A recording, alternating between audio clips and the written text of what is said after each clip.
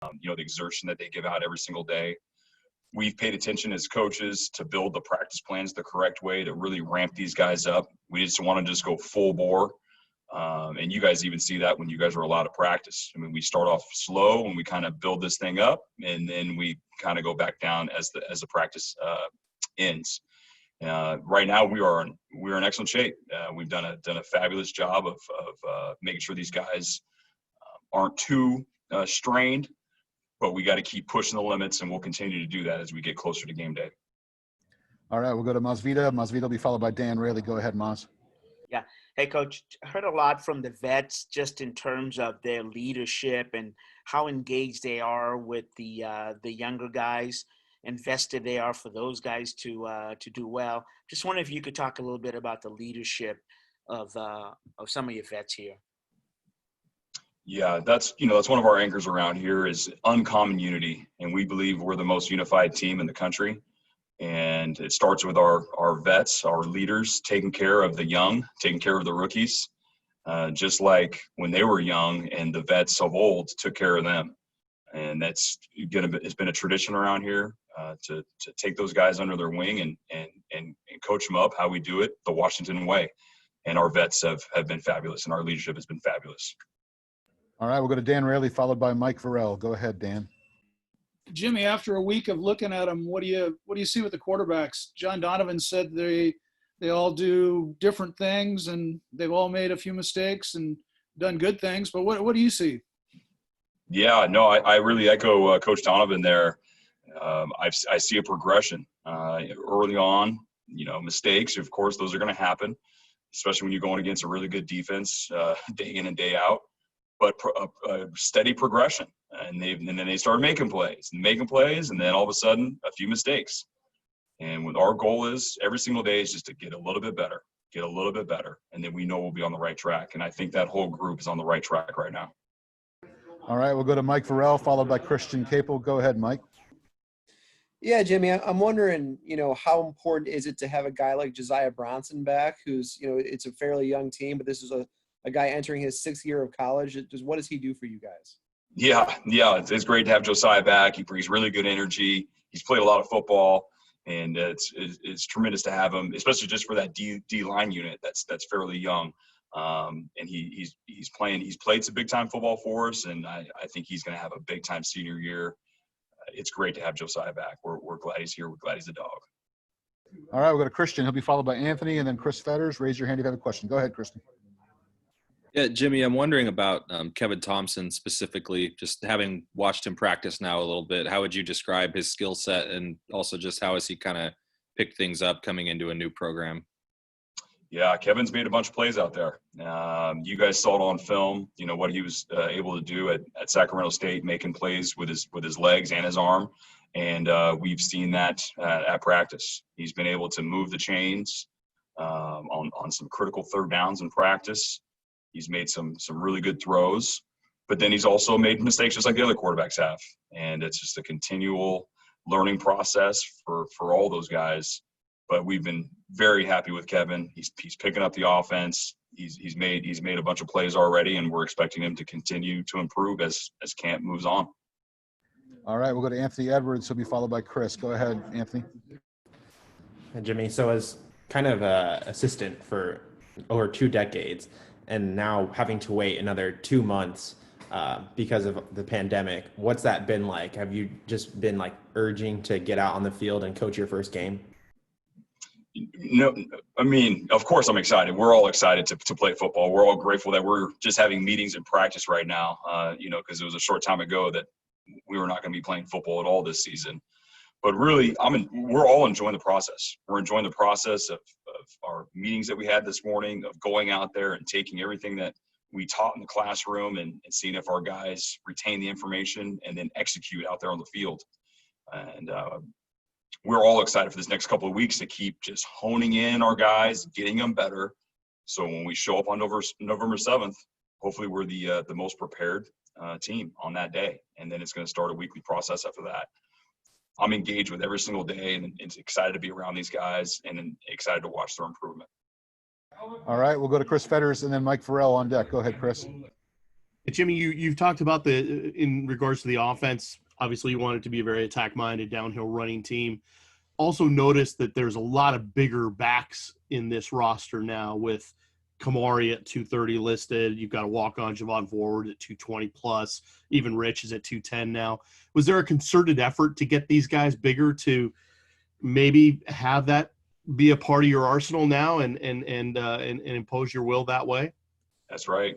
Great job noticing that, Chris. I'll tell you what, they don't let heavyweight fighters fight lightweights for a reason. The heavyweight fighter is going to win. And we like big people across the board on both sides of the ball. And big running backs are tough to stop. And these guys they're putting on weight.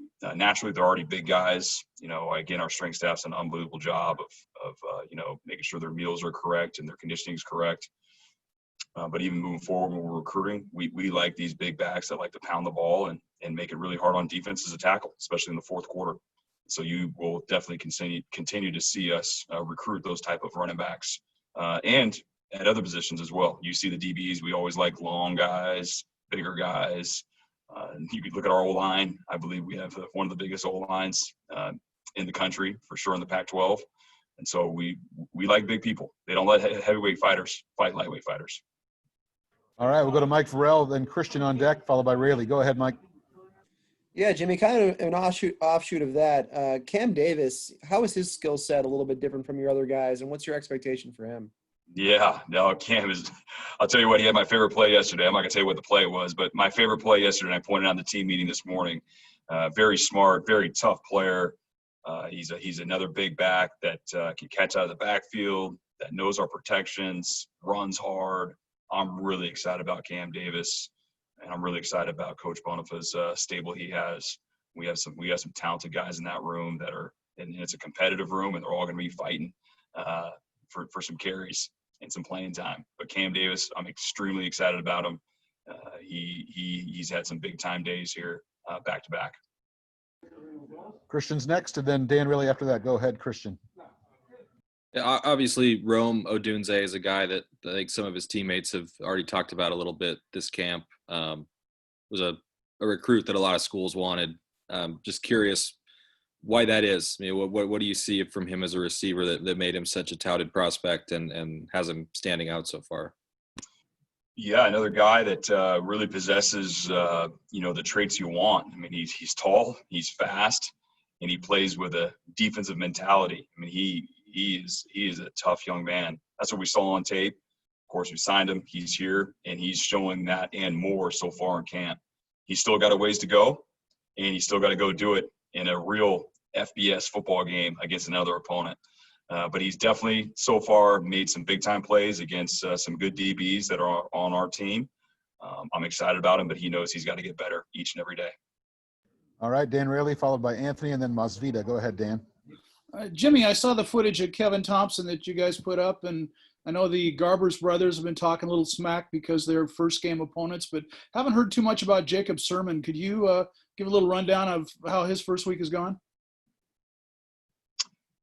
Okay, you went over the map there. So your question, I was getting ready to talk about Kevin and Garber's, but your question is about Sermon? Is that Yes. correct? Okay. Yeah. No, so I mean, same thing. These guys have all, I pointed out a play that he made yesterday, to the whole team this morning. Jacob made an awesome play, a quick decision by our quarterback and got rid of the ball and threw a strike. I think the same thing. It's been good play, and then all of a sudden, hey, we got to learn from this, we got to learn from that. All those guys are progressing in the right way, and we're really excited about our preseason game number 2 tomorrow, which should really show the development and the progression of all 4 of those guys and the rest of our team. We're excited to see how these guys perform under some pressure tomorrow. All right, go to Anthony, and then Mazvita. Go ahead, Anthony. Jimmy, what's your relationship been like with Coach K over the years? Do you think that if it wasn't for his decision a couple of years back that you might not be here, or just how's your relationship been with him since you guys met? Yeah, well, I don't know if you guys, Coach K and I go way back. A few of you I think have wrote about this. Coach K and I go back to when I was at Eastern Washington. He's one of the coaches that talked me into not going into the business world and being a football coach. So Coach K is a close friend of mine, dear friend of mine. And, I mean, I can't say enough about him. I don't want to get emotional up here right now there this morning because I love the guy. I love the guy to death. He's a close friend of mine. He's one of the best coaches I've ever been around. And I appreciate that he's here on our staff. All right, we'll go to Mazvita, and then we'll wrap things up with Chris Fetters. Go ahead, Maz. Yeah, hey, Coach, you used the analogy of a heavyweight boxer in terms of your running backs. And how important is it to have, like, let's say, a Muhammad Ali type of boxer that's big and yet he's quick on his feet?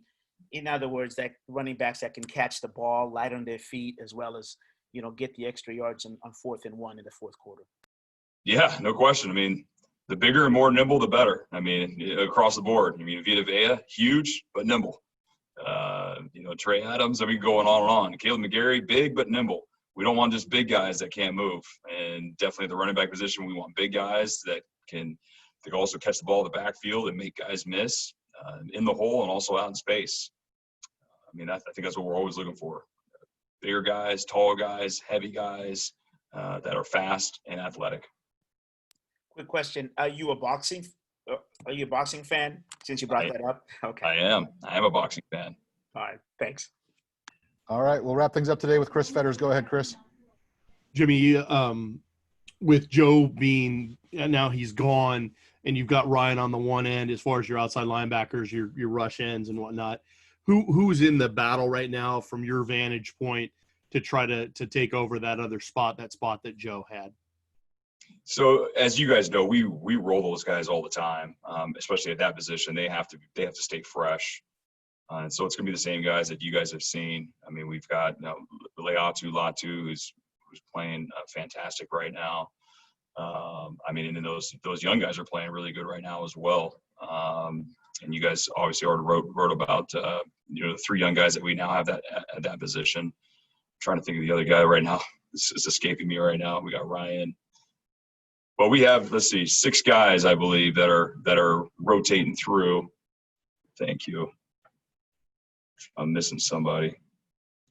But you're going to see 6 guys. I mean, we always rotate through with that whole position. It's never just going to be 2 guys just sitting there and they're the starters and they're playing the whole game. And you guys have seen that for the last 6 years. All right, that'll do it for today. We appreciate your time, Coach, and thanks for everybody for coming in. Thanks, guys. Have a great weekend. Thanks, Coach. Zion. There we go. Zion. I forgot it. Zion.